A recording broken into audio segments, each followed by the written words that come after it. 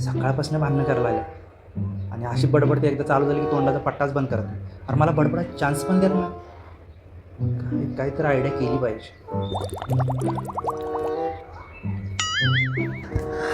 तुझ्या काय बोर वाढलेले होय काय करताय मग तुझ्या रील बनवूया एखादी. आता हां बरं ठीक आहे सांगा काय करायचं आपण कंटेंट आहे माझ्याकडे, बनवूया. हा बनवूया की, चला चालू कर.